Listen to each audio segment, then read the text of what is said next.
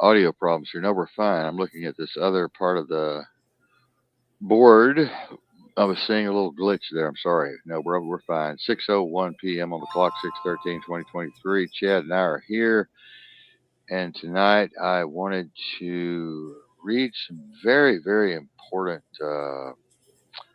philosophical quotes tonight. I was going to do a little piece on Agenda 21, and I changed course in midstream, and I wanted to read some really powerful philosophical quotes, which actually were requested by some of the folks in chat last night that were there, and some of the folks that were also listening on our other boards, Chad and I's other platforms. So I'm going to start as soon as I can find uh, what I'm looking for. Here it is. Yeah, I'm finding it now. Okay, here we go. I'm just going to start reading some of these quotes. Many of you have been asking, many of you are losing your minds over all this crazy, crazy, crazy stuff that's going on around the world right now, which is just incomprehensible. Incomprehensible, literally incomprehensible. I never thought I would see it get this bad in my lifetime. I was actually hoping it would wait until 10 years after I was gone. But it looks like I'm stuck here with a lot of my friends right in the middle of the shit sandwich that we're all having to eat here. So I want to read these things. I'm going to start out. When someone wrongs you, ask yourself what made him do it. What was the motivation? Once you understand his concept of good and evil, you'll feel sorry for him and cease to be either amazed or angry, and will be in wonder of these things, for they are very complex. Um, let's move on here with this and see if we can get uh, another piece out.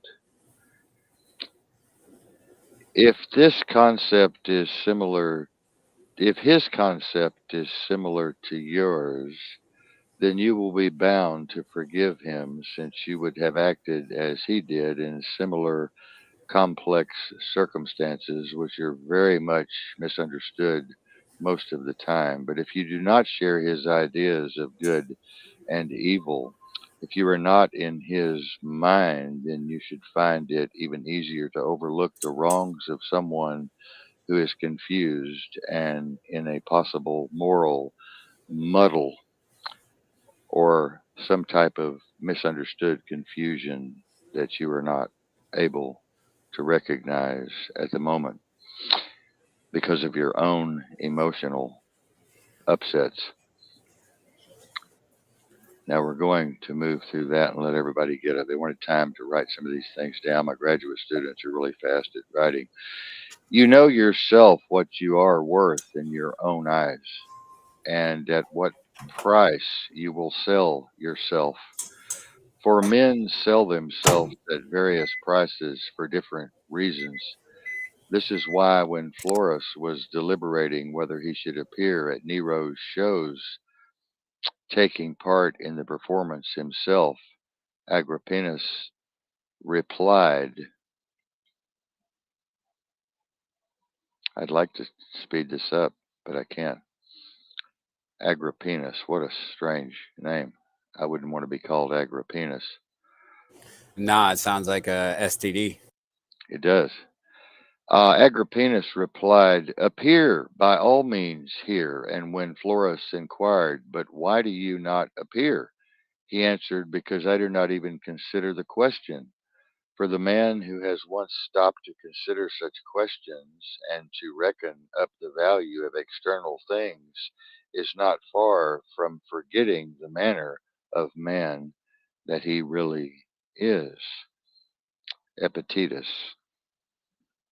Epictetus. I'm sorry. Epictetus. We're going to move on here. I'm glad this is for slow readers, but it's a little slow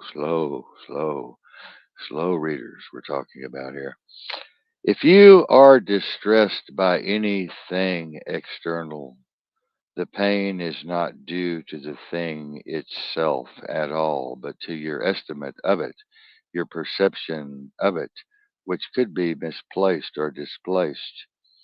Be at peace, be at calm, and this you have the power to revoke at any moment.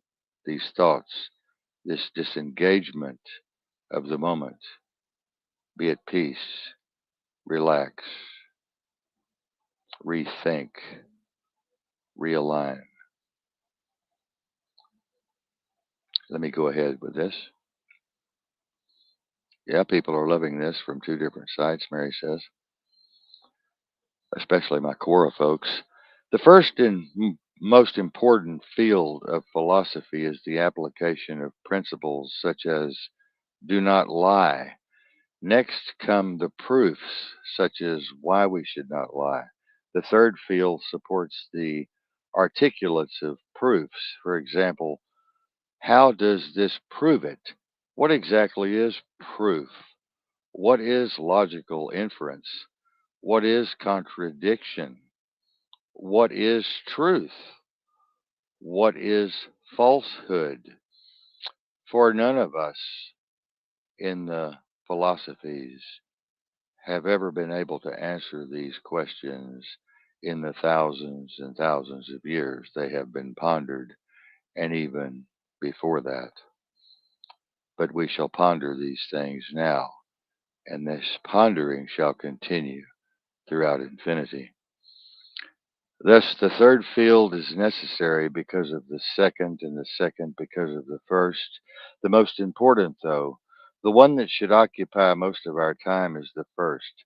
But we do just the opposite. We are preoccupied with the third field and give that all our attention, passing the first by altogether. The result is that we lie, but have no difficulty proving why we shouldn't. Very complex, very Nietzsche like, I would say.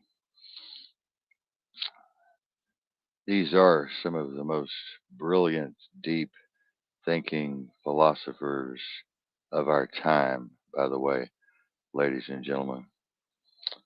So hold on to your seat. I thought this would be very healing tonight for all of us. For I am not everlasting, but only a being, a part of the whole, as an hour is a part of the day. Like an hour I must come, and like an hour I will pass away. Remember that you must behave in life as at a dinner party. Is anything brought around to you? Put out your hand and take your share with moderation. Does it pass by you? Don't stop it. Is it not yet come? Don't stretch your desire toward it, but wait until it reaches you and it will sustain you. Remember that we all remember that all we have is on loan from fortune, which can reclaim it without our permission at any time or any minute.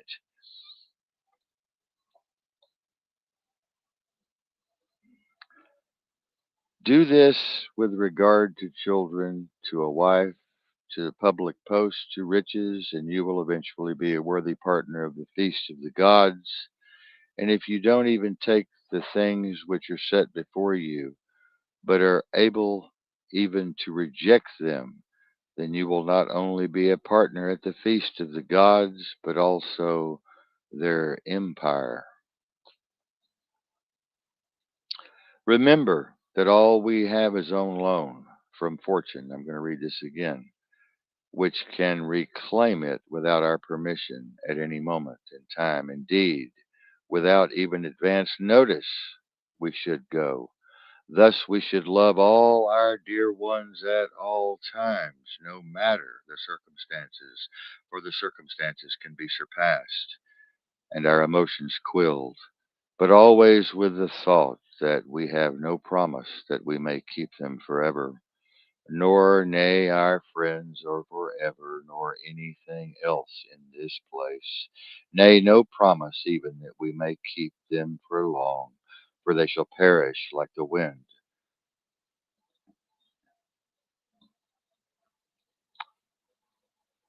Never call yourself a philosopher, nor talk a great deal among the unlearned about these great theorems, for they will not understand, but act conformably to them. Thus, at an entertainment, don't talk how persons ought to eat, but eat as you ought. For remember that in this manner Socrates also universally avoided all ostentation. This is really good. I'm enjoying this. And when persons came to him and desired to be recommended by him to philosophers of the time, he took and recommended them. So well did he bear being overlooked himself, so that if even iron talk should happen among the unlearned, which most are, concerning philosophic theorems, be you, for the most part, silent, for there is great danger in immediately throwing out what you have not completely digested. So stay in control of your emotions at all times. Do not pass judgment easily, for there are things beyond that we do not understand.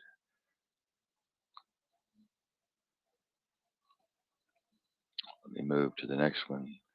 Thus, therefore, do likewise not show theorems to the unlearned and the idiots, but the actions produced by them after they have been digested, they shall see the truth when they get beyond their sickness of emotion.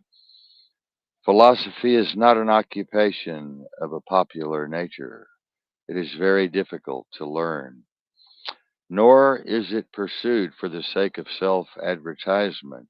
Its concern is not with words, but with facts, facts that have been learned through research, study, reading, and deep pondering.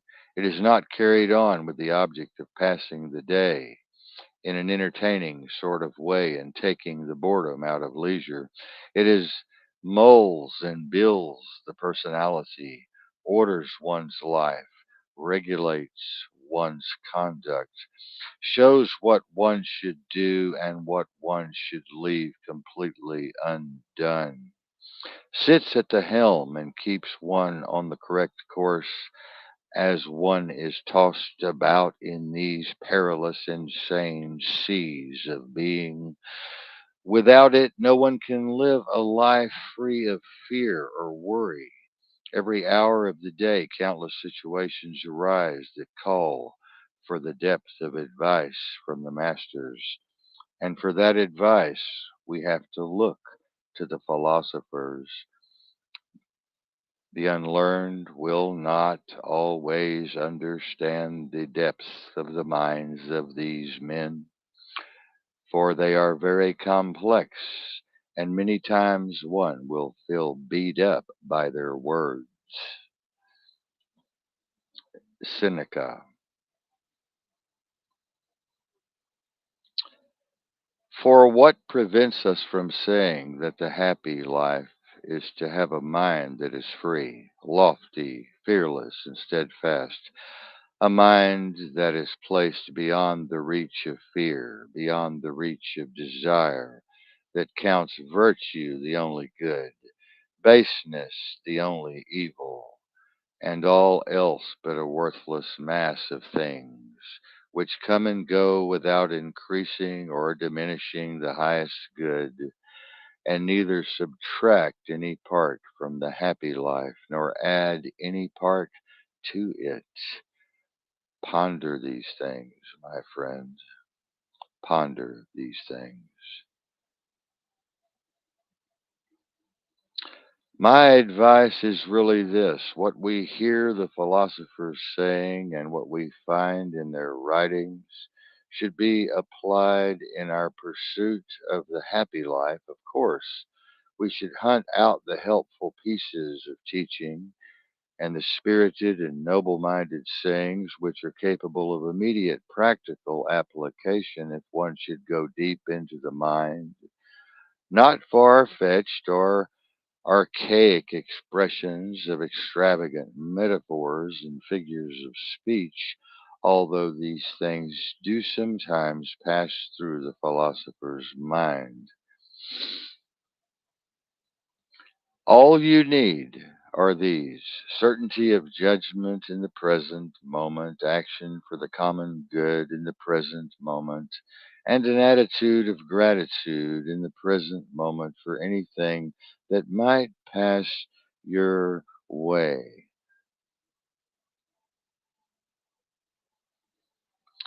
True happiness is to enjoy the now moment, for that is all that exists, without anxious dependence upon the future, not to amuse ourselves with either hopes or fears or confusion, but to rest completely satisfied with what we have at the moment, which is sufficient. For he that is so wants nothing. The greatest blessings of mankind are within us and within our reach. A wise man is content with his lot at the time, whatever it may be, without wishing for what he has not been given. Pass through this brief patch of time, which is only a second, in harmony with nature, and come to your final resting place as gratefully as you can, as gracefully as you may, just as a ripened olive might drop, praising the earth that nourished it and grateful to the tree that gave it its growth. Gratitude is not only the greatest of virtues, but the parent of all other things. If you admit to having derived great pleasures, your duty is not to complain about what has been taken away from you, but to be thankful for what has been given in the moment. Remember that you must behave in life as at a dinner party as anything brought around to you. I've already gotten to that one, it's repeating it. Let me go to this. Do not, with regard to children, to the wife, to public post, to riches, and you will eventually be a worthy partner of the feast of the gods, all of you. Let me move to the next one. They're repeating some of these.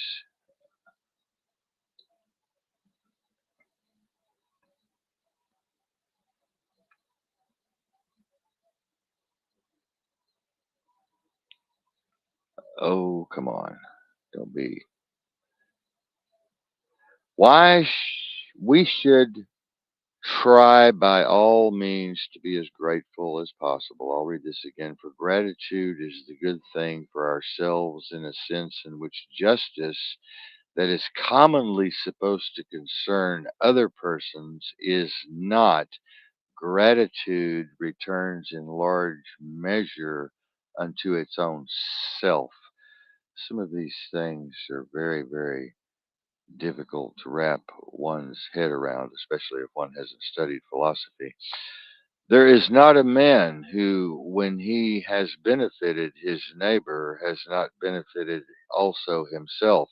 I do not mean for the reason that he whom you have aided will desire to aid you back, or that he whom you have defended will desire to defend you back, or that an example of good conduct returns in a circle to benefit the doer, just as examples of bad contact recoil upon their authors, as as men find no pity if they suffer wrongs which they themselves have demonstrated the possibility of committing in these horrid times.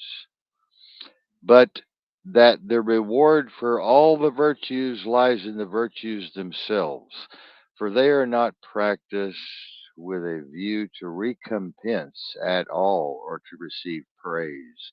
The wages of a good deed is to just have done it and shut up. I am grateful, not the order that my neighbor provoked by the earlier act of kindness, for I do not care about that, nor do I need any praise may be more ready to benefit me if I think like this, but simply in order that I may perform a most pleasant and beautiful act. So be it. I feel grateful, not because it profits me, but because it pleases me. Chad, would you like to say anything about these beautiful sayings? It's they're kind of hard to wrap your head around, like you said, but yeah, a lot of them is spot on. You it's basically talk about having caring and compassion and being selfless is the easiest way to sum it up. I Well, I mean, think it's. I think it could, as anything, I think it can be perceived from the observer or from the doer or from the perceiver in many different ways due to our past indoctrination, programming, and filtering within the cerebral cortex, and experience and education, and current modality of thinking.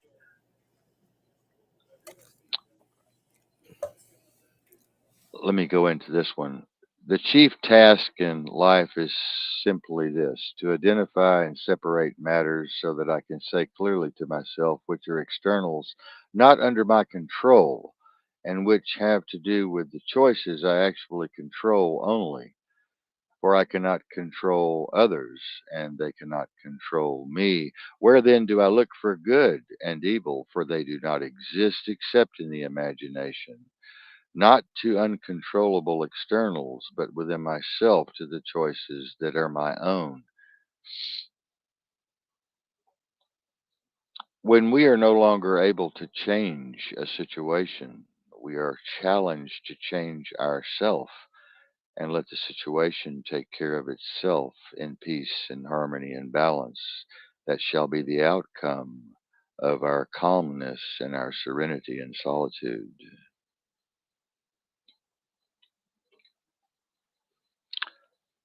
Everything can be taken from a man but one thing, the last of the human freedoms, to choose one's attitude in any given set of circumstances, no matter what rocks are being thrown, no matter what spears are piercing the side, to choose one's own way of responding and not reacting. Always react in peace, always react without deep unsettled emotions. Clear thy head and let eternity pass its own way.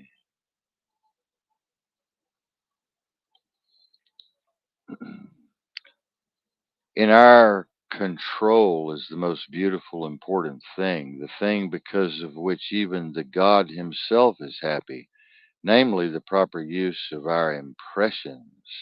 We must concern ourselves absolutely with the things that are under our control, as least we think they are, and entrust the things not in our control to the universe or to this mass place that we seem to exist in, this delusion, this illusion, this empty space and place of all. No person has the power to have anything they want, but it is in their power not to want what they don't have, and to cheerfully put to good use what they do have at the moment, for these things can change in a matter of seconds.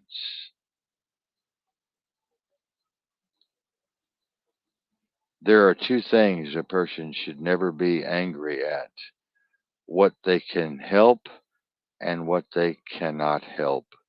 For let things be, let things go. Go into the inner self and ponder thine own emotions and how they can chop like a knife and deceive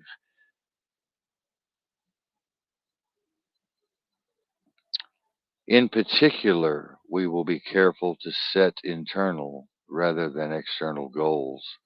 Thus, his external in playing tennis will not be to win a match, something external over which he has only partial control in the external existence, but to play to the best of his ability in the match, something internal over which he has complete control, or at least we think he does. Stoics should recommend, for example, that I not concern myself with whether my wife loves me or not, even though this is something over which I have some but not complete control, nor should I really care.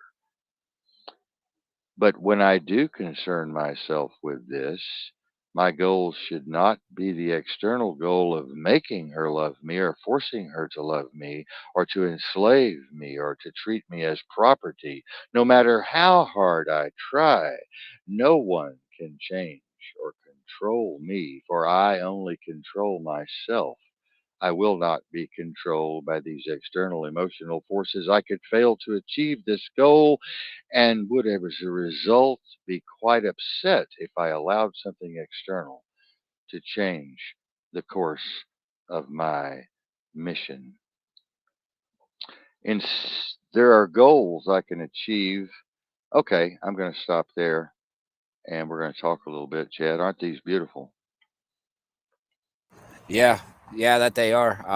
It shows people to disconnect from the outside insanity, is what it's basically saying. I mean, that's how I'm summing it up. The easiest way to sum it up. You don't have control over people whatsoever, and you shouldn't let anything you can't control bother you. The only thing you should really worry about is yourself and what makes yourself happy. Right. Yeah. Yeah. Yeah. It's wonderful. It says here's a good one here. It's beautiful. It says a human being is a very small part or fragment of this whole thing we call the universe, which is incomprehensible in itself. A part limited in time we are, in time and space, which is the illusion, the great illusion, such as consciousness. He experiences himself, his thoughts and feelings, as something separated from the rest, which is in fact not true, for all things are deeply connected. A kind of optical delusion of his consciousness. This delusion is a kind of prison for us. It imprisons us within our defective selves and our dysfunctional emotions and creates much confusion at times, restricting us to our personal desires and to our need for affection for a few persons nearest to us, which is our insecurity showing as a dark sore upon the skin. Our task must be to free ourselves from this prison of emotion by widening our circle of understanding and higher awareness to embrace all living creatures and embrace all that comes upon us and the whole of nature itself in all of its awesome beauty. Hmm, interesting, huh? Yeah, that it is. Pretty deep. It's hard to I even put that do. into words, like to break it down. You know what I mean? Let me say this last one, then we'll talk a little bit. Somebody's talking to us here on several platforms. They're loving this. I do nothing but go about persuading you all, old and young alike, not to take thought for one moment of your life, not to take thought for your persons or your properties, but and chiefly to care about the greatest improvement of the soul or the inner self. I tell you that virtue is not given by money, but that from virtue comes money and every other good that man can receive, public as well as private. This is my teaching, and if it be the doctrine which corrupts the youth, I am a mischievous person. Very interesting. Very interesting. Let me read this last one. Therefore, the seeker after the truth is not one who studies the writings of the ancients and the followings of his natural dispositions, but his trust in them, but rather the one who suspects his faith in them and questions what he gathers from all of them. Always question and ponder and practice. The one who submits to argument and demonstration and not to the sayings of a human being whose nature is fraught with all kinds of imperfections and deficiencies, as we all are. Thus, the duty of the man who investigates the writings of the scientists and the philosophers, if learning the truth is his goal, is to make himself an enemy of all that he reads, and applying his mind to the core and margins of its content, attack it from every side, he should also suspect himself as he performs his critical examination as the observer of it all, so that he may avoid falling into either prejudice or leniency. So, we'll stop for a moment. Interesting, huh? Yeah, that it is. I'll give you that one. That's a little above my pay grade. No, I don't think so. I don't think so at all. You'll get there after 3,500 nonfiction, partially fiction, some would say mythical, mysterious, magical wonders that are out there for us to swallow, concentrate on, read, study, ponder, analyze, digest. It's a lot to take in. Oh yeah, but it does contradict itself. Philosophy was made to contradict itself, my friend. If you've Uh, ever studied philosophy, yeah, I that's what understand that, philosophy is. but it like when it contradicts itself, it eliminates itself. Well, explain that. Well, that's like prime Life is a example. contradiction. Yeah, Existence is a contradiction. yeah, I know that. Being is a consciousness is a contradiction. Yeah, that's what I'm saying. When contradiction happens, it kills itself. And prime example is Oh, like a contradiction in the Bible, that Jesus Christ is the God. Well, Jesus Christ isn't the God. well, Jesus we Christ don't isn't know what source. we don't have any idea what that's all about. Philosophy is pondering the imponderable. That's what philosophy is. If you've ever gone to college, you know that philosophy is pondering or attempting to ponder the imponderable, to think about the unthinkable, and to try and unravel those mysteries that are unravelable.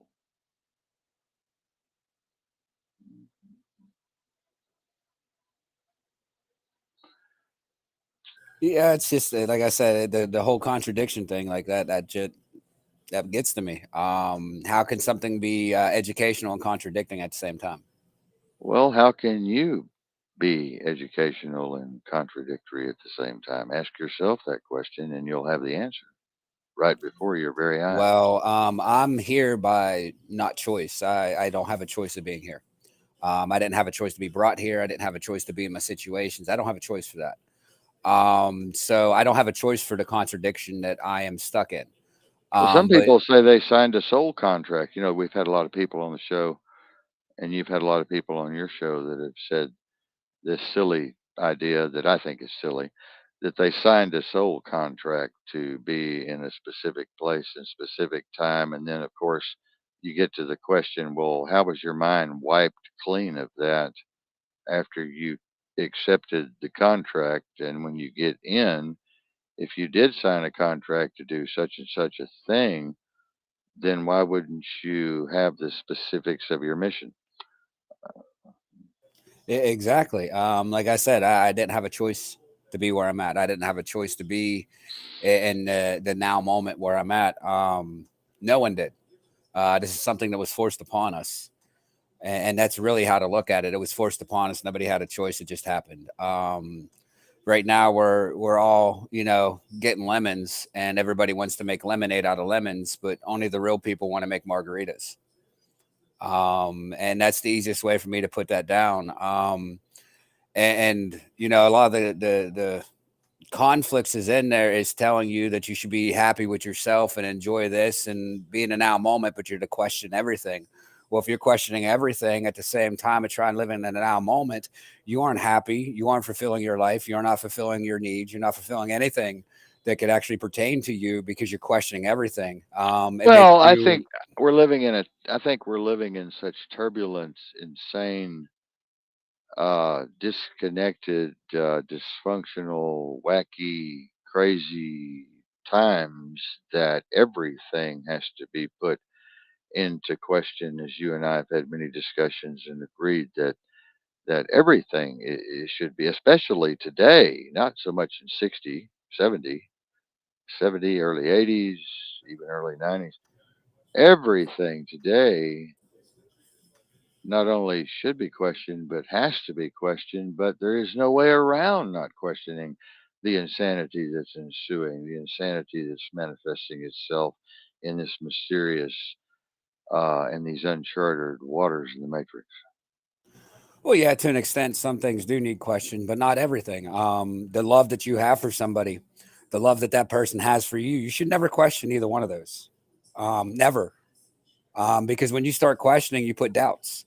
When you put doubts, you're putting barriers. You're causing division between you and the love that you have. Well, you would question it if you found out that your wife of 2 years had been a hooker while you were high class $100 an hour hooker, like many of my friends in Dallas and Fort Worth and the Panhandle and Oklahoma too.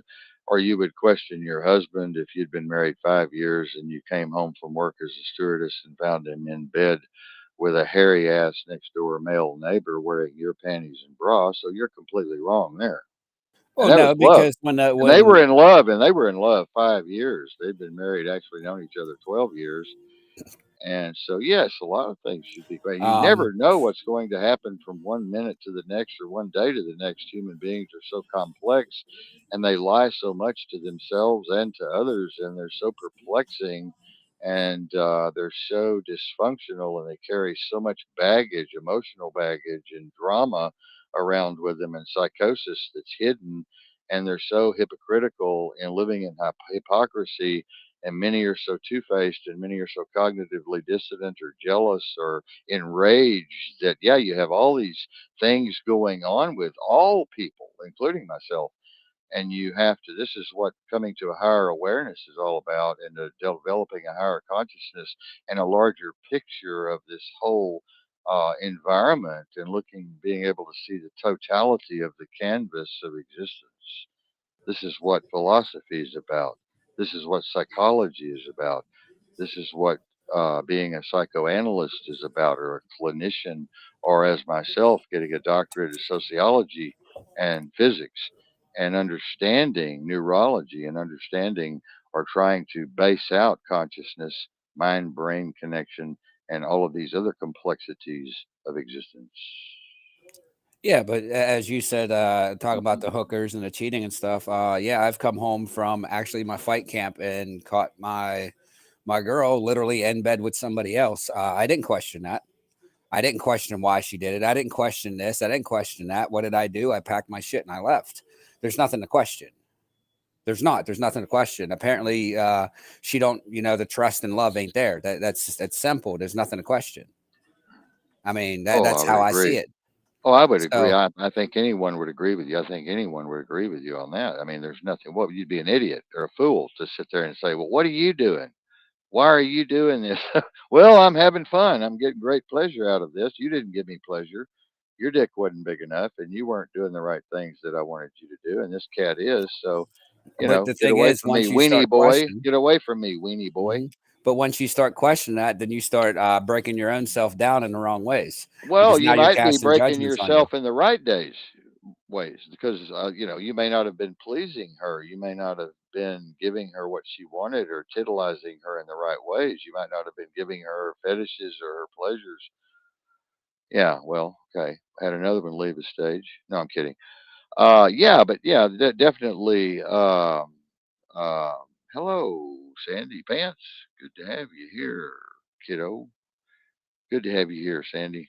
Good to have you here, Sandy. Really good to have you all here. Really great. We got a lot of people on all these other platforms. But yeah, Chad, you question everything. I mean, you have to question if a woman, if you catch a woman doing something like that, it's definitely a two-way street. There's always two sides to every story, whether it's friends or it's a woman or a man and a man or a woman and a woman, whatever kind of relationship it might be. There are always very complex things hidden beneath the surface going on constantly with people, like men lie to women, for instance, and say they don't look at other women whenever you and every other man's a liar if they say that. They do, because they do it with me privately, but they don't do it in front of the woman they're terrified of, or they've become attached to in such a way that they're a slave or they're in bondage rather than having a real open, transparent relationship. Men lie all the time. Women lie all the time. Women go out, look at me, and say, "Oh, I'm sexy. Tell me how sexy I am and how beautiful my eyes are," and lick their tongue out at me. And then they lie and say they don't think that way or they don't do that. People are crazy like that, you know. They lie. They just openly lie. It's like pathological. Well, yeah, because a lot of lies I mean, you know, you look builds at women, egos. and you and I've had zillions of conversations looking at women. I look at the woman at the mailbox the other day, and you were talking about the beautiful crack in her ass, and look at the camel toe and all the beautiful women that come in your washing area. Men are men. Men are men. They're just men. That's the way men talk. That's the way men think. That's the way men are. Women are women. Men are men. Life is life. Men are from Venus. Women are from Mars. And we all try to find some balance in the middle, some synchronicity somewhere, but the best policy is openness and transparency and letting everybody have their own feelings.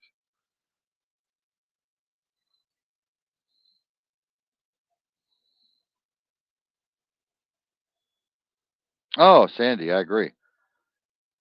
Yeah, yep, Sandy, you got it. Sandy, you got it. It's definitely how it's used and not how big it is. I agree with that 100%. I mean that's what a lot of women have said. But actually, Sandy, you brought up something interesting. I've had women tell me that's not true. I've had women tell me that it's only about the size of it and that not how it was wielded. You know, and I mean, a lot of women, Sandy, have told me that it's not how big it is. I mean, a lot of women have told me, and I mean, a lot of women have told me, Sandy, you just said, you know, it's not how big it is, it's how it's wielded. But a lot of women have told me that they wouldn't go with a man with a small penis, that they wouldn't even Well, touch him, they wouldn't go out with him, they wouldn't mess with him, they wouldn't go to bed with him. They wanted a big, giant penis. well, that's Uh, because of the sex industry that's done that. That's literally made all the toys bigger than men, so men cannot physically satisfy women today. Just like mm. they've done it with the sex toys for men. They've made the toys so tight and everything else that a woman can't perform like that. This is what they've done. It's divide. They've used the sexuality of people to divide us against each other. I mean, back in the day, they used to think people with small penises were smart. Well, that was the going thing, and of course, in Asia and Japan and these Southeast Asian countries, men have very small penises. The Philippine Islands, I know a lot of men there that I've been in the showers with football and different athletics, different military operations, different things going on, and play hockey or whatever. And you know, these guys have got penises the size of Vienna sausage, And and they they're fine. satisfy them women over there, don't Well, they? that's just the culture. Yeah, it's just the cultural thing. It's Yeah. just the way they're built. You know, it's just the way they're built. And then black men, of course, I know black men who have penises the size of a horse. So, you know, it's just the way it is, and they satisfy women. You know, so it's Yeah, just the but way a it is. lot of women will tell you that it really doesn't matter that because it's all about the emotional connection that they have with that man. It's possible, possible, very possible. Yeah, very possible. Well, ladies and gentlemen, glad you're here tonight. 6:45 p.m. on the clock, 6/13/2023, and life goes on in the valley of the dolls. As I always say, we are in paradise. Life goes on, and it will continue to go on until it doesn't go on. I had someone here very interesting that has said something to me here. I'm going to see what it is. A friend of mine has said something to me. I'm not sure. Oh. Oh, okay. Well, that's an interesting question. Uh, I'm not even going to answer that question right now. That's not something I want to answer. Are you a Freemason, Kyler? Well, it's really none of your business, Beverly. But I'm not being mean, Beverly. I'm just saying it's none of your business. You wouldn't take it right anyway if I told you I was. You would take it wrong because of all of the misinformation and disinformation that has been peddled on the Freemasons being demonic and a part of the New World Order and the Cabal and all these other insane, crazy things that are going around. Uh, but yeah, very interesting question, and we will definitely probably get into that after the show. I might talk to you about that, but I definitely want to see. First of all, I want to see your feelings on what you think about Freemasons. Uh, that's going to be very, very interesting to me. I'm going to smoke a cigarette and step in the boys' room here a minute. Sandy, don't go anywhere. I know you're over there working hard, and that's a good thing. but um, yeah, let me get my cigarettes here, and I don't know when Chad gets back. We'll see what he had to go do something. I got to find out here where my cigarettes are. But yeah, um, interesting question, Beverly. Am I a Freemason? Very interesting question. First of all, what is free? And second of all, what is a Mason? And why are they called Masons in the first place? They came out of the guilds there in Egypt and pre-Egypt. They were in the Mason trades, building different things. They had their own union. They had their own secret societies at one point in time. They had to get into some politics, and they were Masons, so they were free Masons. They became free because they disconnected from the monarchy. They disconnected from the lords and princes and kings, and they disconnected from this feudalism, and they formed. They had to form secret societies in order to stay away from persecution. And then the secret societies became a man thing and a woman thing. Women have their Eastern Star. Men have their Shriners. Women have their Shriners. Men have their Masons. Demolays have their Demolays. First degrees have their first degrees. Second degrees have their second degrees. And so it has just evolved into what it is today, which is a mystery to most of you uneducated ones, uninformed ones out there who make snap judgments on things based on misinformation and disinformation that is traveling around in circles out there. And so, you really need to study. Um,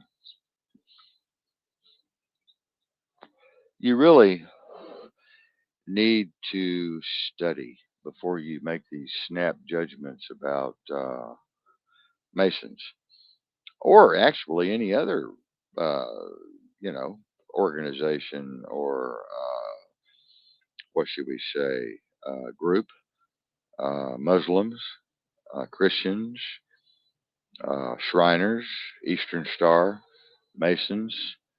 Um,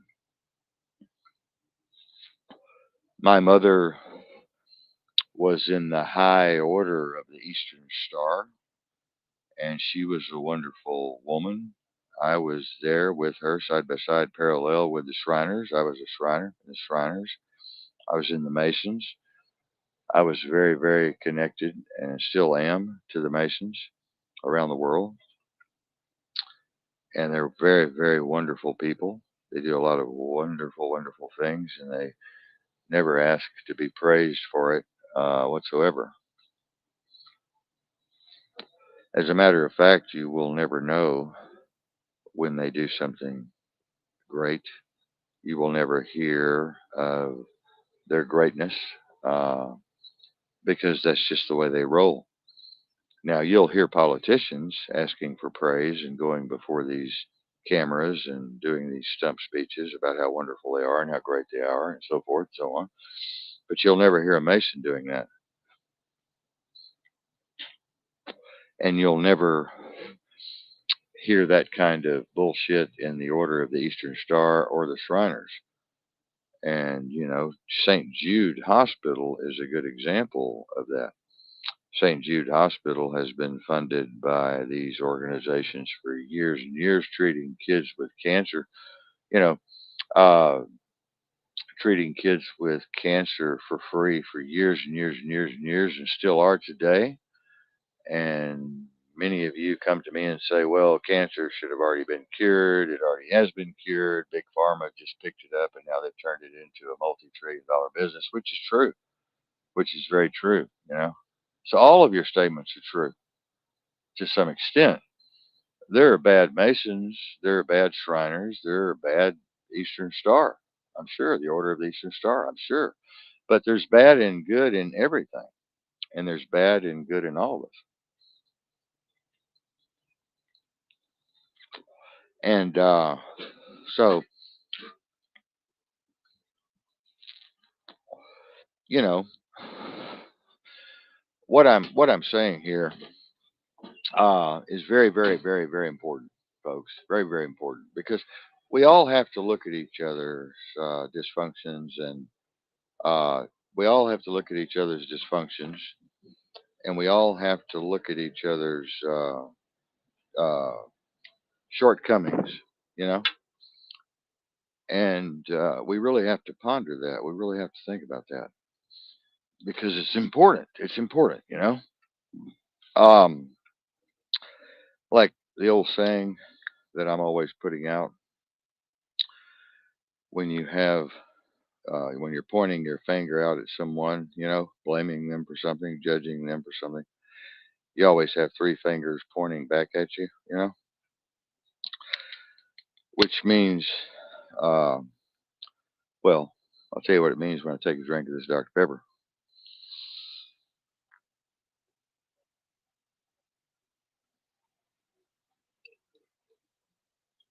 I would say that was more than just a drink, by golly Moses. I'm waiting for Chad to get back here. He's working, and he's doing a great job. Chad is doing a wonderful job. He's really putting a lot into his life and his work and his relationship, and I'm very proud of him for that. Very, very thankful that he is coming along so well in all that he is doing. Um, but yeah, the show goes on. We said we were going to expand our horizons here, and it looks like we're going to do that. It's going to take a little bit longer than we expected. We have so many different things going on. I've been in and out of the doctor's office with all of these crazy illnesses and ailments, and Mary's been in and out of the hospital with illness and ailments, and so we're just trying to get through, take care of ourselves really right now, and trying to make sure that we're safe and we're secure and we're sound. You can't really help anybody else until your own life is straight to a point, I guess. And it's important that we take care of ourselves, and psychologically and spiritually and physically and philosophically, mentally, and so forth, conceptually, before we can do any real good for our community, our neighborhood, our city, state, county, country, whatever. You know, we have to be in good working order. Nowadays, that's really hard to do with all of the poisons and toxins that are in practically everything we touch today. Our whole world is toxic. Our environment is toxic. Our air, our water, our land, our products, everything we drink, everything we eat has been poisoned. And it's very hard to live a naturopathic or homeopathic life anymore. It's very hard find anything organic anymore. But as I said a while ago, that woman asking me, "Am I a Mason?" She asked me that for a reason because, well, something I posted earlier. But yes, I've been, like I said, I've been around the Masons all of my life. My dad was a 32nd degree. My mom was an honorary high Eastern Star. And also we were in the Shriners. I've been in the Shriners, so I've been around the Shriners. So, yeah, and people need to stop talking about the Masons. They're just people are idiots. They talk about the Masons. They don't have any understanding of the history of the Masons. They don't have any history of the Union that was formed out of the Masons. And again, they don't have any understanding of why Masons had to go underground and become a secret society to get away from the feudalism and the torture and the politics of the day. So they had to form their own organization, which at the time was very healing and very synchronistic and very balanced and a very good thing to do. Escaping death, escaping beheadment, escaping torture, I think was a great idea. And you people that talk about Masons being demonic and all of this other stuff, you need to go have your head examined because you're just retarded. And I mean retarded because Masons, as I said a while ago, along with Shriners and along with Eastern Stars, when you're talking about them, you're dissing me. You're fucking with me because we were all of those things, and we have been working curing cancer for children for 75 years, and we'll continue into an infinity, and building schools and building hospitals and building clinics and building up neighborhoods and communities is what we do, and we do it in secret. We don't go out looking for pats on the back like many people do. Many people are so insecure they have to be complimented for everything they do. They have to feel like, oh, I'm worthy. Oh, you need to tell me how worthy I am and how special I am and how great I am and oh, da, da, da, da, da, da. These are insecure people. These are immature people. These are people that are just drama, drama, drama, drama, drama, drama driven, emotionally driven, and they're just very insecure, and I myself do not need a pat on the back or oh, great deal, great job, chum. I mean, that's just ridiculous. It's totally insane. People like that are insecure. Jealousy is another thing. People are insecure when they're jealous. It's insecurity, it's psychosis, it's dysfunctional, it's dangerous, it's a disease, and it's hard to cure, it's hard to fix, it's hard to break a person like that. It's like trying to break an unbreakable bronc that I used to ride in the rodeo.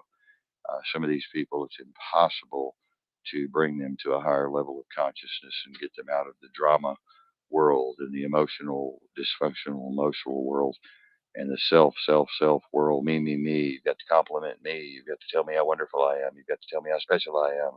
Blah, blah, blah, blah, blah, blah, blah, blah, blah.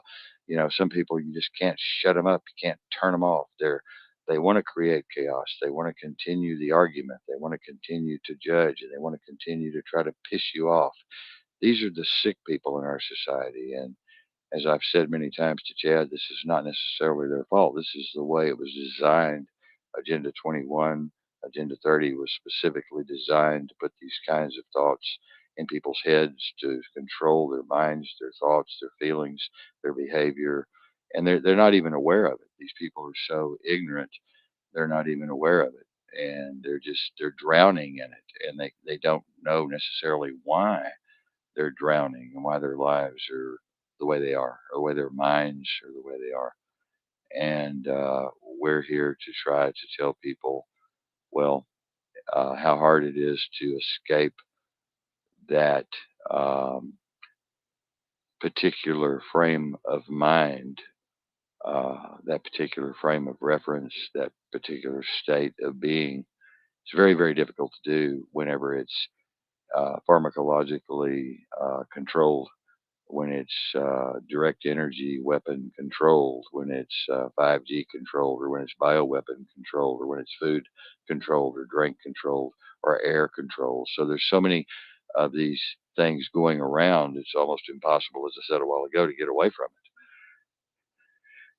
And some of us, a handful of us on this planet, are the teachers, and we're aware, we're conscious of consciousness, we're aware of awareness, we think about thinking.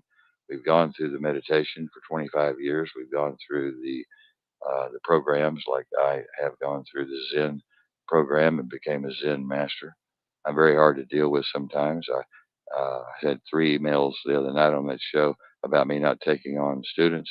I don't take on very many students because people are two faced. They're hypocritical. They're double minded. They're full of psychoses, full of dysfunction. They're full of all kinds of insecurities and immaturities. And I won't take anyone like that. They can stand outside and pound the rice until hell freezes over and it won't phase me a bit. And when they're ready to come in out of the pouring rain, then I might open the door to the temple and let them in. Chad? Yeah, it's a tough situation that we're in. A lot of people don't understand what's going on, or they have the mindset to go on, and we can't fault them at all. We really can't.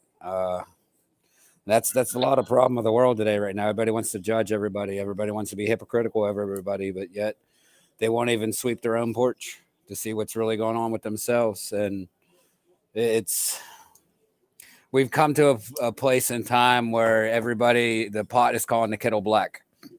You know, everybody wants to say this, say that, but then do the complete opposite. And it's only hurting themselves. I mean, granted, it's hurting society, but it's hurting themselves worse than it's hurting society.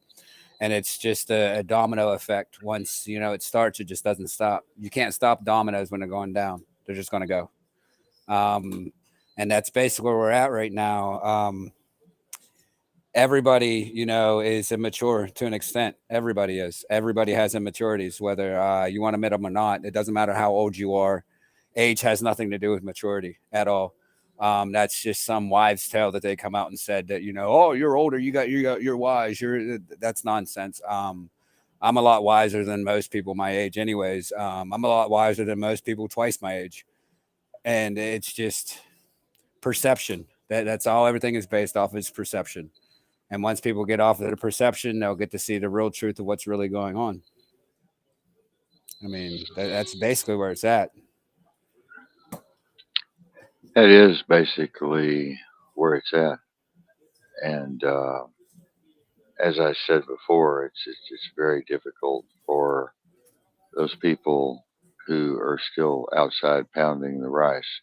It doesn't matter when you reach a certain point of nirvana or Brahman.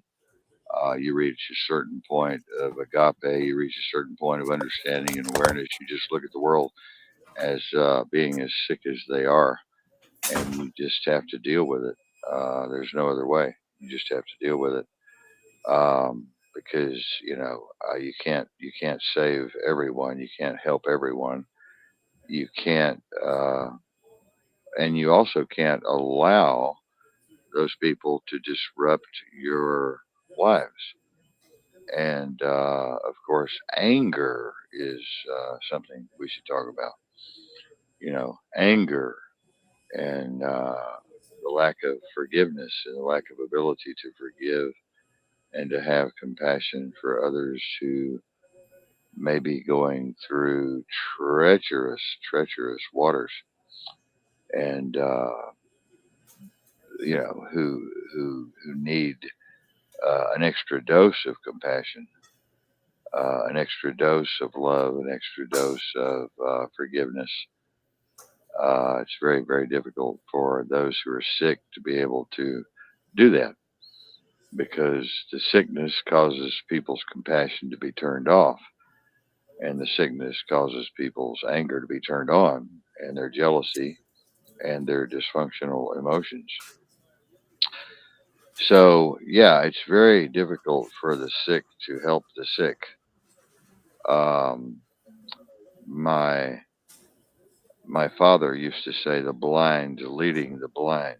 You know, it's very, very difficult for a blind man to lead another blind man across a busy street. And so this is what we have going on out there in the world now is we have the blind leading the blind. And this is a terrible, terrible, terrible thing. Sandy says hi, Chad. I'll tell Chad I think he can see you, Sandy, when he gets back. I think he can see your comment there. So, yeah, it's very interesting. Marion and I are happy. 25 years, a beautiful, beautiful, blissful life. We've had our problems, of course, as far as external problems, you know, in being homeless and stuff like that. But all in all, it's been a wonderful, been a wonderful ride. Uh, blissful is the only word I can think of. Blissful. Um, her and I are riding in this choppy boat with the rest of you, this sinking ship we're on with the rest of you, and none of us are going to make it off this Titanic. None of us are going to escape the ultimate fate of this sinking ship. And I think everyone that I talk to in my circles has come to that final conclusion. You know, I think everyone has come to that conclusion that, hello, Kim, good to have you here, Kim. Thank you for being here. I really appreciate it very, very, very, very much. I would like for you to hit me up on my page after the show if you can find me over there on Facebook somewhere. I'd like to talk to you. But yeah, it's amazing how dysfunctional people are. Marion and I just sit in awe. And as I said, Kim, I love you very much, Kim. Thank you for being here. Thank you so much. But as I said a while ago, the dysfunctions are just unlimited. They're everywhere, and the sickness, the mental illness is everywhere, and the sicknesses are everywhere, and the dysfunctions are everywhere, and the denial is everywhere. People are in denial of their dysfunctions and their psychosis. They're in denial, complete denial, and they want to blame everyone else for their problems. They want to blame everyone else for their misfortunes. They want to blame everyone else for anything and everything that happens to them. They're not able to just either disconnect from that type of uh, really sick emotion. They're not able to disconnect from that. They want that negative connection. They thrive on, almost like a vampire thriving on blood. They thrive on that conversation. They want to drag you into these dramatic conversations, and they want to drag you into these insecurities, and they want to drag you into these confusion. They want to just add to the problem, pile more problems on top of more problems on top of more problems, instead of trying to eliminate all of that and take all of that away and just eliminate it, erase it, forget it, understand it for what it is, understand it for where it is, and understand it for why it may have happened. They want to just keep putting gasoline on the fire. They don't know when to shut the fuck up. And this is the sign of a really sick, dysfunctional, immature individual who hasn't fully grown up. Last night I was saying, put your panties on, girls, big panties on, your adult panties on. No, my page didn't get deleted, Kim. That was Chad that got deleted, I think. Yeah, she's talking to me through YouTube. Yeah, yeah. Send me a friend request. Also, Kim, if I'm not over there with you yet, I don't know if I am or not. I'll check. But anyway, yeah, let's talk about those zombies out there that are the zombies, the zombie apocalypse. I mean, all of the things I just talked about are a plan, the great plan, the master plan of the deep state. And it's worked very well. They're very, very, very good at this. It's been going on for years and years and years and years and years. And it's everywhere. The programming is everywhere, you know. Um, these people cannot seem to disconnect from the ick, the ick, the icky, sticky. They cannot disconnect. They want to create problems. If there's not a problem, they'll find a problem, and they're looking for an opening. They're looking for an opening, these type of people. They're looking for an opening where they can start talking about their insecurities and talking about what you did wrong to them and talking about why you should change and why you should be different and why you should do this and why you should do that and how you're affecting their life in a bad way and blah, blah, blah, blah, blah, blah, blah, blah, blah, blah, blah. and you just need to bitch slap them and say, "Shut the fuck up!" Knock a few teeth out, put them on the ground, maybe a little unconscious, and then when they wake up, maybe they'll say, "Wait a minute, maybe this needs to just kind of slow down a little bit. We need to kind of rethink all of this." And that's what needs to happen. But nowadays you can't do that because everybody's woke and everybody's too sensitive, and you get in trouble for calling someone this pronoun or that pronoun, or you get in trouble for calling someone a girl or a boy, or upsetting someone, or being too sensitive, whatever. It's become this pussyfied world. And as I said on the show the other night, men are pussy whipped. Men let women control them through many different means, and women let men control them through many different means. So most of these relationships are based on control. They're based on control, and they're based on property, and they're based on ownership, and they're based on jealousy, and they're based on all of the dysfunctions that should just be erased and go away. And these people should practice together, learning together to grow in consciousness and move out of that realm and move into a higher realm of awareness and peace and understanding. And it would be a much better place to live for all of us, because look at the millions of people that are being killed right now. People don't understand that there's millions of people being killed right now. There's hundreds of thousands right now being shot and killed on the front line right now in 32 different countries that I could name. Hundreds of thousands of soldiers are being killed.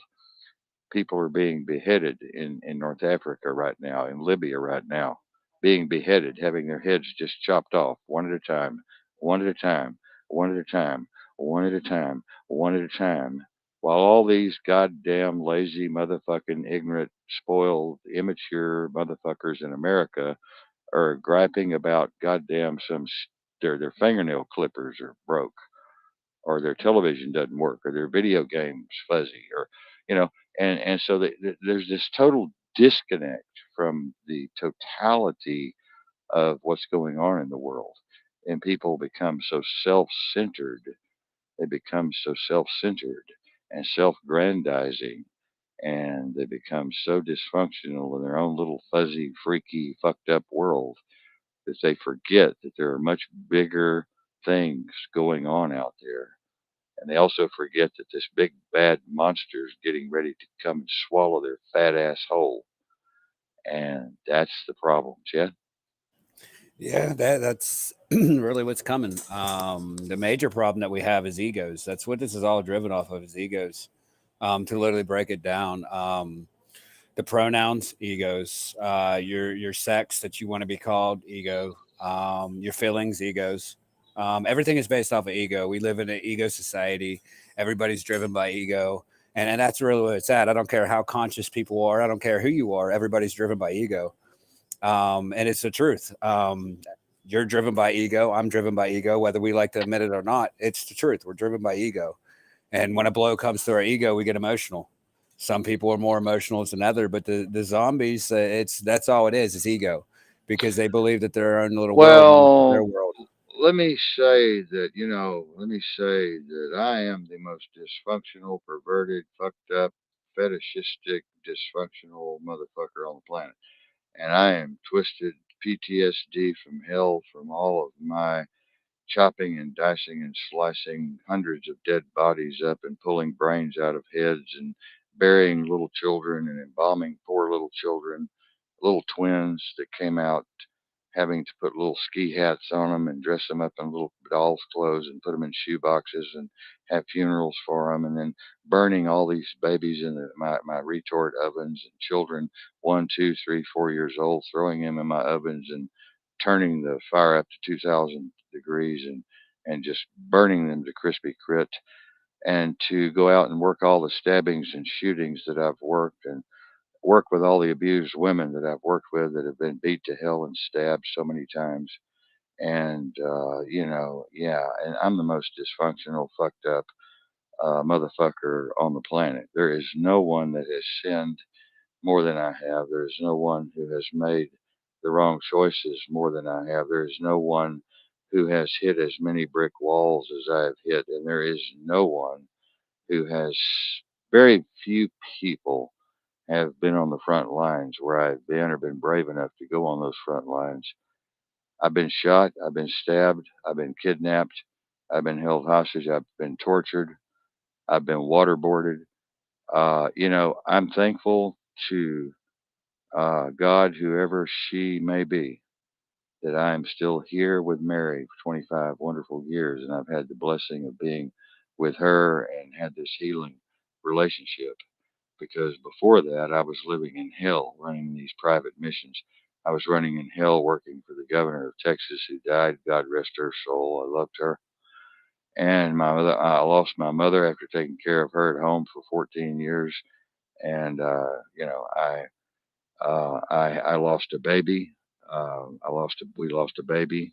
Um, and that was the hardest thing that you will ever do is hold a dead baby in your hands that has been birthed by you and have to hand it over to the undertaker. And so, yeah, I'm the worst of the worst, and that's why I'm here on this show, and that's why I do this show, and that's why I run the missions that I run, and that's why I do the things I do. It's not to try to cover up my sins. It's not to try to make me look good or be the big guy or the smart guy or the whatever. It's just something that I feel like I have a duty to do. And I also want to reach out to people who have been through all of this shit that I've been through and been drugged through the mud like I have. And as I said, I've been raped. I was raped at 14, locked in a casket with a loaded gun up in my ass, which caused my cancer of the rectum. I was locked in that casket for 14 hours and almost died, suffocated by my own kin. And was molested when I was a child by my scoutmaster. I was molested by my teacher. I was molested by my next door neighbor. I grew up thinking that I was insane. I was crazy. There was something wrong with me. I was severely dysfunctional. I was probably queer, probably homosexual, didn't know. It's a lot of bad things have happened to me, but you know why I'm saying this is because people that are listening tonight are crying. Marion's looking at some of the other platforms that don't even exist here. We have dark web platforms that listen to us, and I have people out there crying. We just saved one person from committing suicide just about 5 minutes ago because I'm here and I'm talking about this. They were going to blow their brains out, and they're in Oak Cliff, Texas. May I say that? Thank you. But I'm the worst of the worst, and if anybody, uh, you know, uh, wants to throw bullets at me and shoot me full of spears, come on, do it because I deserve it. I've made my share of mistakes, my friend. I have made my share of mistakes. I mean, I've covered the book, as John said in the Bible, the sinner of all sinners, but yet God chose uh, Paul, and God chose these people who were the sinners of all sinners, the perverts of all perverts, to be the greatest saints that ever walked in any of these holy books upon this land. And I think God did that because these people had such an insight into suffering and pain and poverty and degradation and sickness and dysfunction and perversion. I think God chose them because these things bring great awareness to you. They bring great wisdom to you if you do not die in the process of going through the fire. Yea, though I walk through the valley of the shadow of death, I will fear no evil, for God is with me throughout eternity. And I have walked through the valley of the shadow of death. Chad. Well, if we're going to do some biblical scriptures, Jesus Christ, eighth woe. Woe to the great Pharisees and scribes, for they have the kingdom of heaven, and they shut the doors out to the people, and they do not enter it themselves. You can't go off religious texts. I know it's a good thing, but all religion is it's a distraction, my brother. You should know this. Well, we're not talking about religion tonight. We're trying to save lives, and that's what we're doing. And if you're not going to do that, then you need to hang up. I mean, come on, dude. We just saved a man's life in Oak Cliff, Texas, who was about to kill himself because his father had called him a queer for the last 20 years of his life, and he was confused about his gender. And we've also saved a couple of women right now. They're leaving their abusive husbands. Marion's talking to them. She's a counselor. We counsel. We have a private counseling uh, group that we work with. So we're saving lives here. We're not talking about religion, my friend. That's a whole other show. I mean, this religion thing is crazy. I'll agree with you. It's just insane what it's done to people's minds, and what it's done to people's lives, and how many lives it's destroyed, and how many people have been traumatized by religion. But we're talking tonight about spirituality, really, and awareness and consciousness. We're talking about broken people. We're talking about sick people. We're talking about people who have been dragged through the mud like I have, and people who have been raped like I have. We're talking about, have you ever been raped, Chad? We're talking about people who have been raped. We're talking about people who have been on the front lines of this fight. You haven't been on the front lines of this fight. You've never gone through a really bad gunfight where 25 or 30 bullets are flying past your earlobe Uh, and there's you no might want to backup. rephrase that statement. Well, anyway, if you have, that's good. But you've got some experience then, so you know what I'm talking about.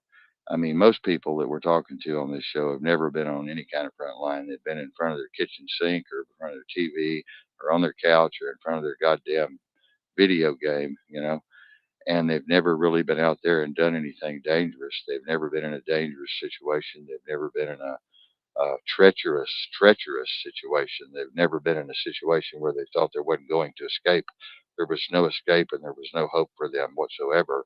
And we're here to let people know tonight that there is hope, there is escape, there is a way out, there is that person out there to take your hand and to bring you into the foe, so to speak, and really care about you, and really understand, what you've gone through, and have some empathy, a little bit of empathy for you, and a little bit of compassion for you, and a little bit of depth of understanding of what you've gone through. And that really helps a person. I think that's more healing than anything, is to be able to walk. You've walked in a person's shoes. You've done that. You've been there. You've had that experience, and you can actually talk about it in a way to where this other person knows you're not just making that shit up. You have really gone through it. You know what I mean? And Yeah. that's what we're talking about tonight, Chad, not religion. We're not talking about the scribes and the Pharisees and all that other bullshit. We're talking about real people here, real life. Well, yeah, I only said that because you brought in the scriptures, and I don't want people to fall back into that indoctrination, man. Well, I I will mean, say, that's yea, though I counterproductive. walk through the valley of the shadow of death, I will fear no evil. That's not religion, my friend. That's some wise words to follow.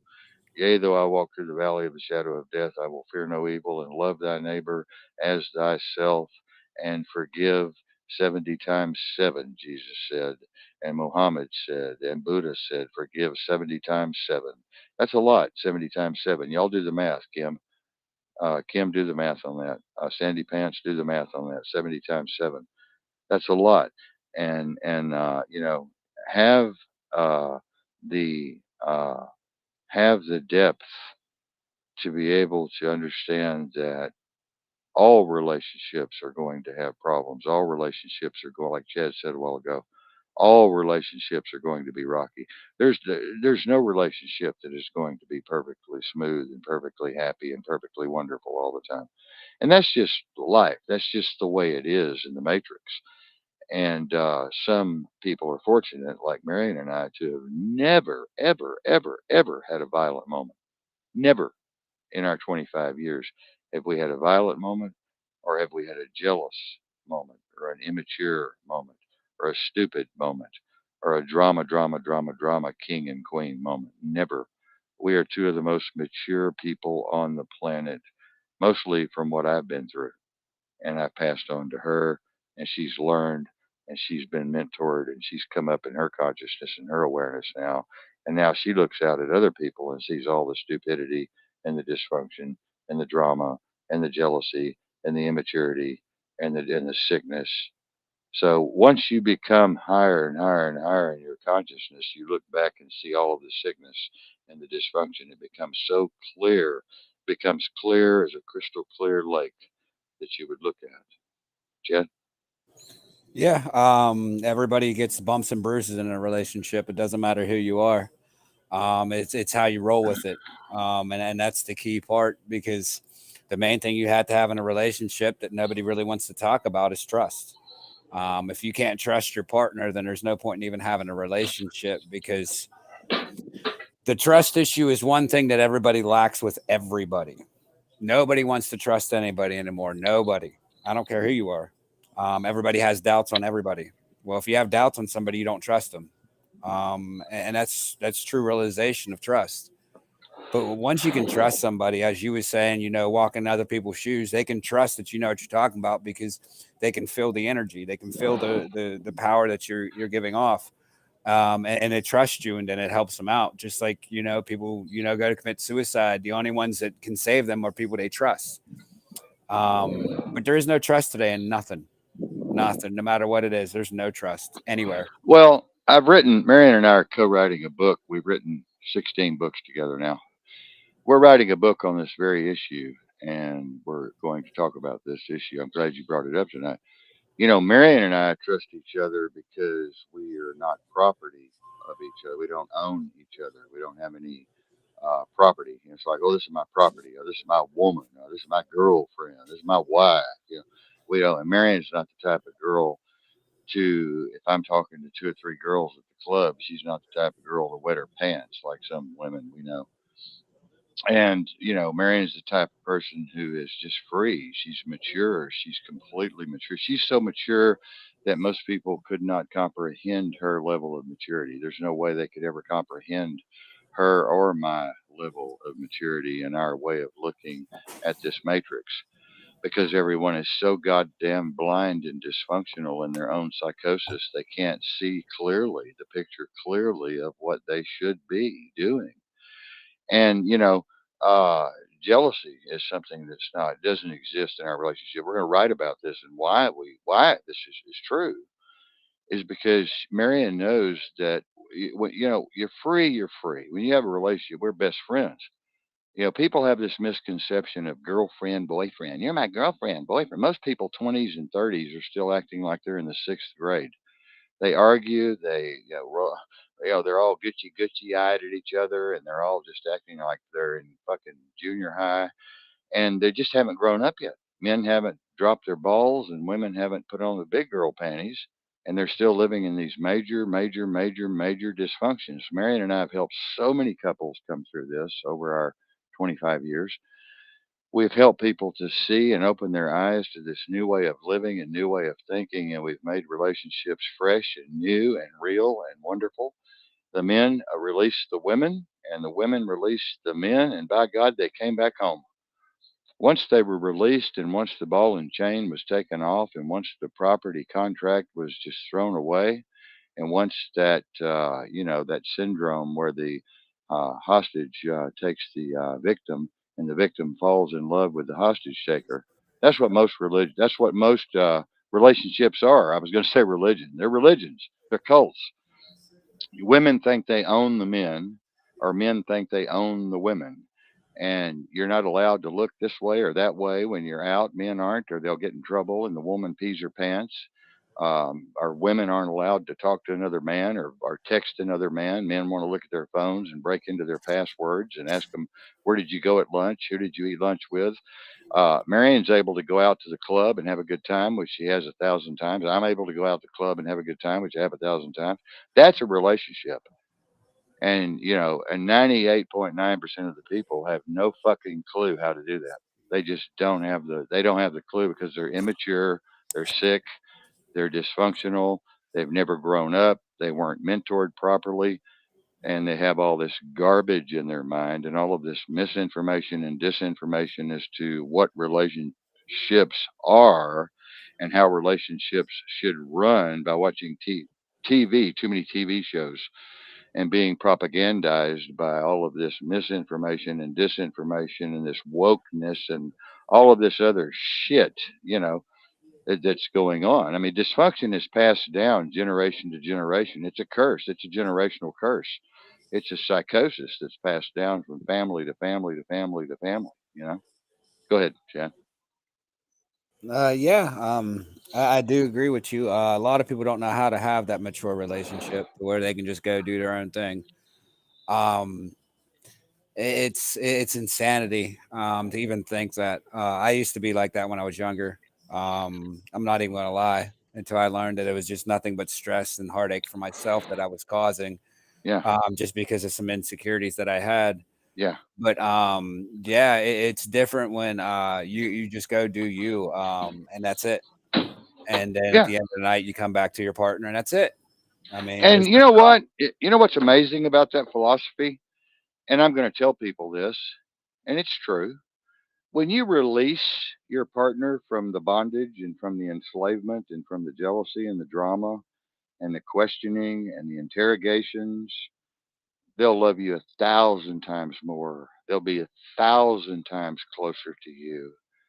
They'll be so deeply in love with you that you cannot even understand or comprehend it. But you first have to release them. You have to release the drama. You have to release the sickness, the dysfunction, the immaturity, the emotion, all of the, you're my property. I own you. You're my man. You're my woman. You know what I mean? When you release all of that, just get rid of all of that sickness, all of that trash in your head, you'll fall in love. And then you'll know what love really is. And that's why Marion and I are so close. Go Yeah, ahead, Jen. and then also like people don't realize humans we have this innate uh lust for taboo. Right. Don't know Right. why we have it, but we have it. So when you're with somebody and your spouse, your significant other tells you not to do something or tells you not to do this or go do that, you get more of a rush to go do it. Right. Okay. A prime example, it's almost like, well, I can't say almost. It's exactly like these underage kids. They love to drink. They love to get drunk. They love to go out and Yeah. party. But the Yeah. minute that they turn 21, drinking is no longer fun for them. And why is that? Because there's no taboo factor. That's right. Now, if we can eliminate the taboo factor out of relationships and let people do their own thing and be their own person, then that's when true love comes around. That's when true uncomprehensible love starts. Like love that you can't even, understand, even try to put together. If you're thinking about controlling somebody or anything like that, the mind cannot fathom it. Because you having them small guards up is blocking the whole process of true love. This is like you see people, and I try explaining to people, you see a lot of older couples, they've been together 30, 40, 50 years. They sleep in separate beds. They don't even sleep in the same beds, but yet they're more closer now than they have been their whole entire lives. Right. I'm not saying that you got to sleep in a bed with somebody else or not sleep in a bed with. That's not what I'm saying. Right. But what I'm getting at is the whole fact that they've literally let their guards 100% down.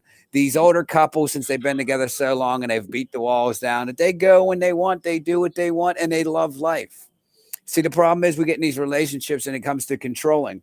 Well, the controlling manipulates you to change. Well, this person liked who you was when they first met you and got with you, but now they're trying to manipulate you into something else. And it always turns out to something that they hate because they were taught to like something or a certain thing because either their parents told them that was good, their friends told them that good, or somebody on TV told them that's how it should be.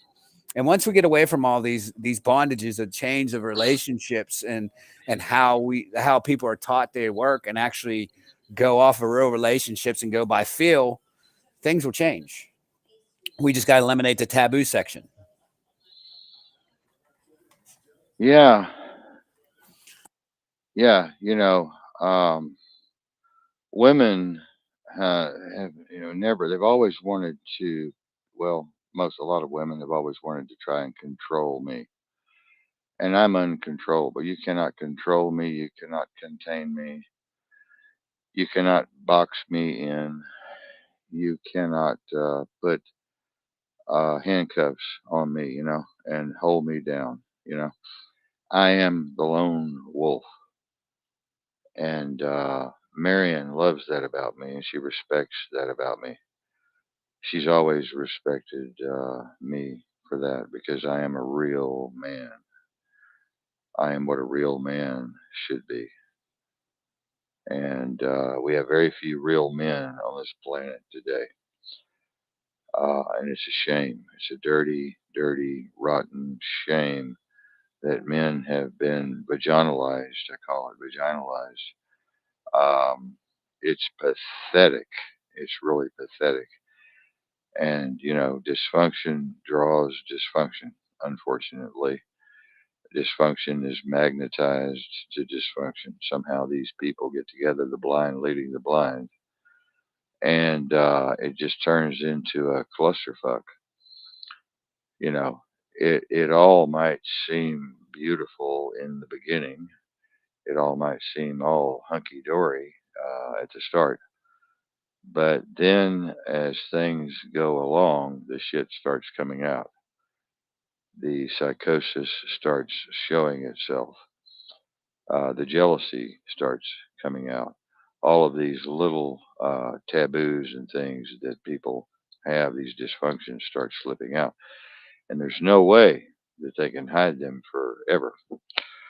And so, as I always say, you better get all this out in the beginning and let everybody know how the cow eats cabbage and lay all the cards out on the table and just get it all out as to who you are, what you are, where you are, and how you think and how you behave and how you feel about this, that, and the other.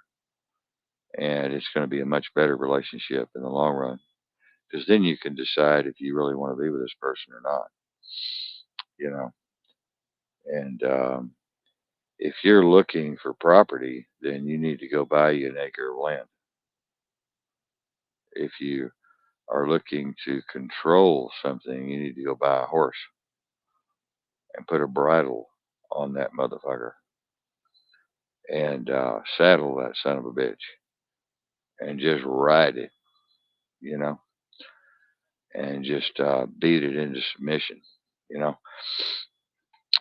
So that's the way. Unfortunately, most of the world is sick, very very sick. And Kim, I agree with you. I feel like I've lived 10,000 lives. I'll up you a few on that. I feel like I've lived 10,000 lives already, and according to some philosophers and scientists, we probably have, maybe even more. We just don't know. But yeah, there again, Chad's at work. I wish he was here with us. He's having to jump away. I'm trying to kind of kill some time between his get ups and downs there. Chad's doing a good job. He's a damn good man, a damn good man, and he deserves the best in life. And right now, I think he's got the best in life of where he's at and what he's doing. And I'm thankful for who he's with, and I'm thankful for their relationship, and I'm thankful for their friendship. Um, it's a wonderful thing to find the right person to be with. It's very hard to do, you know, and it seems like when people look, they never find, and it seems like when people stop looking, that there it comes. It's just kind of weird how that works. Um, I've seen guys begging for good relationships and they never find them. I've seen women do the same thing; they never find them. And the minute they just give up and buy a puppy, all of a sudden, bang, there's the right person. Just comes right to them, you know. And it's really amazing. It's kind of magical how all this works. It's just kind of magical. There's got to be some kind of magic to it, some kind of mystery that we don't understand. But as you all know, as I always teach about the quantum field, we pull these manifestations from the quantum field. Once we learn to utilize the quantum field, we understand what the quantum field is and how it's made of energy and vibration and frequency. And we learn to utilize all of the wonderful things that can manifest from this beautiful sphere um, of energy. Once we learn to utilize that to our own benefit rather than to our liability, turn that into a liability. But I am so thankful again for Chad's relationship and Chad's friendship and the relationship that he has and the life that he's found. He's a wonderful, wonderful man, and he is one of the greatest men I've ever known, I guess you might say. He's one of the best friends I've ever had.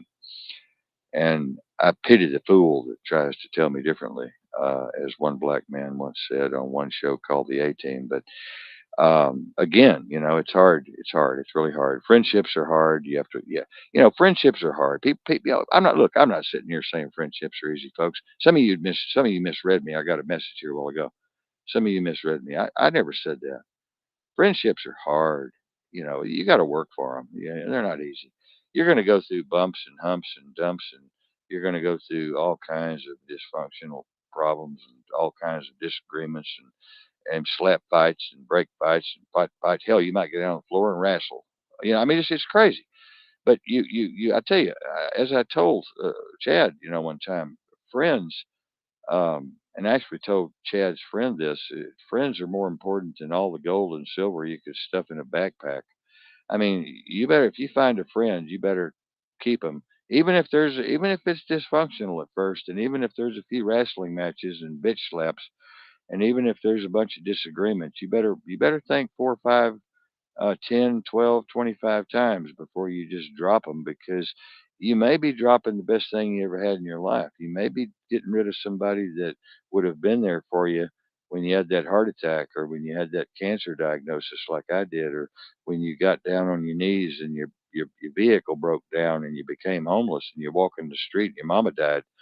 They may be the best friend you ever had, and you dumped them. You threw them away over some petty ass shit that wasn't worth thinking about and wasn't worth dwelling on. And now you're crying. Well, cry, bitch. You got rid of them. You did it over some stupid shit. But yeah, like I said, folks, um, uh, friendship is golden. It's golden. My daddy taught me that. My daddy taught me that. Friendship is golden, man. It can be healing. It can be more healing than uh, anything on the earth. You know. Uh, and like I said, I'm proud to have Chad as a friend. And all the arguments we've had and all the disagreements and bitch slaps and back slaps and crazy shit that's going on here, we're still hopefully going to be on this Titanic. Maybe we'll jump off the Titanic and actually get a lifeboat. And Yeah, I'm going for a boat. I'm going for a I'm not boat waiting. too. I'm going for a boat. Me too. I'm going for a boat, and we'll get on it, and we might let a few people on, and then we'll take off, and then we'll get away from that sinking ship. Yeah, I'm not Jack. I'm not gonna, let Rose sit on a door while I freeze to death in front of her. Oh Yeah. yeah, I remember that. I'm not either. I'm not either. Yeah. Well, ladies and gentlemen, my arm is hurting me so bad I can't stand it. I fell when I had my seizure, and I'm gonna go put something on it. I'm gonna try it. I don't know what I'm gonna do. I've got a sling here. I just hate slings. Every time I put a sling on, I feel like I'm in one of them Civil War movies where the guys are walking around all bandaged up. I don't like them. But anyway, Chad, have a good night, and thank you for bringing my stuff over. That's got all of my mama's ashes and gold rings and Marion's letters of her precious father. And I've got some stuff here for you too. And I love you, and I love you, Kim, and Fancy Pants, and all the rest of you out there. We love you very much, and we'll be back tomorrow night with another great episode of well, whoever we are here. We don't really know who we are, but we'll be back. I guarantee you, we'll be here. And may your life, may a small dwarf come in the middle of the night and put chili pepper in your fucking nose drops. And that just goes to show you how much I love all of you. And may a small dwarf come and sprinkle red ants in your panties for all of you ladies out there. I just want to see that. And I love y'all, and I'll see you tomorrow. And Chad, I love you. You take care. Love you Y'all too, take bro. care. We love y'all. Bye bye.